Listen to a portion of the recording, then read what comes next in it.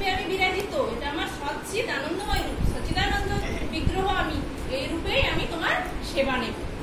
তখন মহারাজ খুব আনন্দ পেল। এইভাবেই জগন্নাথের সেবা কাজ ওখানে শুরু হলো। জগন্নাথ এইভাবেই সেবা দিল। এটা স্কন্দ পুরাণে আছে। তারপরে আরো কাহিনী আছে, তার মধ্যে থেকে কিছু বলার চেষ্টা করছি। ভগবান যখন বৃন্দাবন ছেড়ে দ্বারকায় চলে যায়, যখন অক্রূর এসেছিল, দ্বারকা নয় এতে মথুরায় চলে যায়, অক্রূর এসেছিল নিতে, তখন ব্রজগোপীরা তো সবাই খুব ভালোবাসত কৃষ্ণকে। কৃষ্ণ কথা দিয়েছিল আমি খুব তাড়াতাড়ি চলে আসবো, তাড়াতাড়ি চলে আসবো, কথা দিয়েছিল। তো কৃষ্ণের অপেক্ষায় থেকে থেকে ব্রজগোপীরা কবে আসবে কবে আসবে চিন্তায় চিন্তায় চিন্তিত আর শুকিয়ে গেছে। এরকম করতে করতে 100 বছর হয়ে গেছে। তো তারপরে কুরুক্ষেত্রে ওখানে একটা সরোবর আছে। ওই সময় ওই সূর্যগ্রহণের সময় ওখানে সবাই স্নান করতে যায়, এখনো যায়, তখনও যেত। তো ব্রজরা বৃন্দাবন থেকে সব স্নান করতে এসেছে সূর্যগ্রহণের সময় কুরুক্ষেত্রের ওই সরোবরে। তো ওখানে স্নান করতে এসেছে, স্নান টান হয়ে গেছে, পরের দিনকে সব ফিরে যাবে। তো ব্রজরা গোপীরা শুনে যে কৃষ্ণও নাকি এসেছে, তারা তো আনন্দে একবারে আত্মহারা, কৃষ্ণ এসেছে। কৃষ্ণ ফিরে যাবে বলে রথে উঠে পড়েছে, কৃষ্ণ বলরাম সুভদ্রা রথে উঠে পড়েছে। তখন গোপীরা গেছে, গিয়ে রাধারানীও সঙ্গে আছে, গিয়ে দেখছে কৃষ্ণ।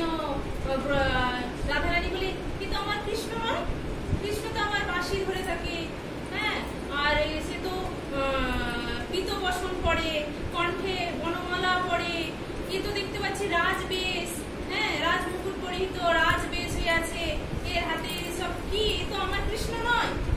তখন গোপীরা সবসময় চায় রাধারানীর সাথে কৃষ্ণর মিলন হোক, সবসময় চায়, কিন্তু রাধারানী তো কৃষ্ণকে মেনে নিতে চাইছিলেন। তো আমার কৃষ্ণ নয়, আমার সে তো রাখাল বালক, কিন্তু রাজা হয়ে আছে, তো আমার কৃষ্ণ নয়। তখন গোপীরা কি করলো না, কৃষ্ণকে টেনে টেনে আমরা বৃন্দাবনের দিকেই নিয়ে যাবো বলে কৃষ্ণের রথ টেনে টেনে গোপীরা নিয়ে যাচ্ছে। কৃষ্ণের সাথে বলরাম আছে, তাহলে কৃষ্ণকে নিয়ে যাবে, বলরামকে কি ছাড়বে, বলরামকে টেনে টেনে নিয়ে যাচ্ছে। আর বোন কি রয়ে যাবে, বোনকেও নিয়ে যাচ্ছে। 3 জনে 3টে রথ ধরে ব্রজগোপীরা টেনে টেনে বৃন্দাবনের দিকে নিয়ে যাচ্ছে। এবার কেউ যদি, আমি কাউকে ভালোবাসি, সে যদি আমাকে ভালোবাসে, আমার জন্য খুব করে, আমি কি হবে, আমার ভেতরটা আমার আনন্দে খুব একদম মানে ভেতরটা করে আনন্দে গলে যাবে না, এই রূপটা দেখা যাবে না, ভেতরে কিন্তু আমার গলে আনন্দে গলে যাবে। সেই রকমই কৃষ্ণ মেল হতে থাকছে। কৃষ্ণ জগন্নাথ বলদেব সুভদ্রা, জগন্নাথ বলদেব সুভদ্রা মেল হয়ে হয়ে হয়ে হয়ে কি হয়ে গেল, তার চোখগুলো পদ্ম ফুলের মতো হয়ে গোল হয়ে গেল।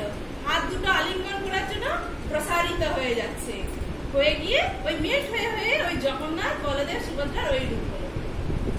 এই রূপ এটা আর একটা লীলা আছে, আরো একটা লীলা আছে। যেমন দ্বারকায় যখন রোহিণী মাতা এসেছিলেন, রোহিণী মাতাকে কৃষ্ণের স্ত্রীরা, কৃষ্ণের স্ত্রী রুক্মিণী, সত্যভামা, কালিন্দী, জাম্বুবতী ছিল না, তো হ্যাঁ, কৃষ্ণের স্ত্রীরা জিজ্ঞাসা করছে রোহিণী মাতাকে, কৃষ্ণ দ্বারকায় থাকে ঠিকই, কিন্তু মন সবসময় বৃন্দাবনে, বৃন্দাবনে কি আছে বলো তো, এত কেন কৃষ্ণের মন সেদিকেই করে থাকে।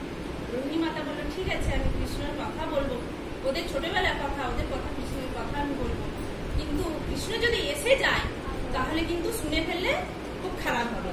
তোমরা এক কাজ করো, আমি যে বলবো কেউ গার্ড থাক সামনে।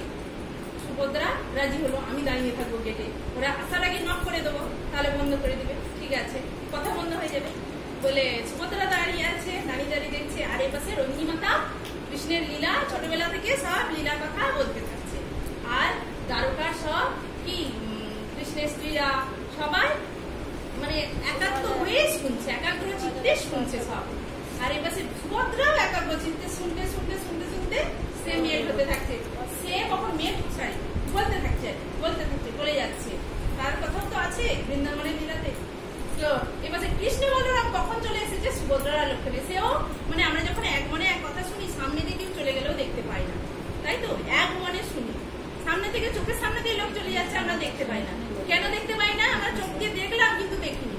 অন্য কেউ ভাবে বাবা আমাকে দেখলো, আমার সাথে কথা বললো না, কিন্তু কেন বলুন তো দেখতে পেল না, আমাদের মনটা যখন যেখানে থাকে, আমরা কি সত্যি চোখ দিয়ে দেখি, আমরা মন দিয়ে দেখি। চোখে যদি মন উপস্থাপন থাকে তবে আমরা দেখতে পাবো। কানের সামনে অনেকে অনেক কিছু বলে চলে যায়, আমরা সব কথা শুনতে পাই না, কিন্তু কোনো একটা দিকে যদি আমি মন দিই, কান দিই, তবে আমি শুনতে পাই। কেন, মনটা কানে দিই, মনটা হচ্ছে ইম্পর্টেন্ট। চিত্তে শুনছিল, শুনতে শুনতে জগন্নাথ বলদেবের এসে তাদের কথা শুনে তারাও মেল হয়ে গেছে, মেল মানে গলতে গেলে গলে গলে গলে গলে ওই রূপ হয়ে গেছে জগন্নাথ বলদেব সুভদ্রার, ওই রকম রূপ। এখন যেমন জগন্নাথ বলদেব সুভদ্রা ওই রকম রূপ হয়ে গেছে। নারদ মুনি তো হঠাৎ উপস্থিত, নারদ মুনি দেখে বলে প্রভু এ কি আপনার এ কি রূপ, এরকম রূপ তো আগে কখনো দেখিনি। তখনই তাদের ঘোর কেটে গেছে, ঘোর কেটে গিয়ে আবার সব স্বরূপ হয়ে গেছে। যখন নারদ মুনি তখন বলছে আরেকবার প্রভু, আরেকবার আপনাদের ওই রূপগুলো দেখতে চাই। তখন বলছে না, এখন আর এই রূপ দেখতে পাবে না, কলিযুগে আবার আমি এই রূপে আসবো। জগন্নাথের এই আর একটা লীলা, ঠিক আছে। অবশ্যই 27শে জুন রথযাত্রা, আপনারা সবাই রথ টানবেন। হ্যাঁ, রথযাত্রায় রথ টানলে খুব খুব ভালো। হ্যাঁ, বলে রথের রশি ধরে যদি টান দেন তাহলে আর পুনর্জন্ম হয় না, পুনর্জন্ম হয় না। জগন্নাথ হরে কৃষ্ণ।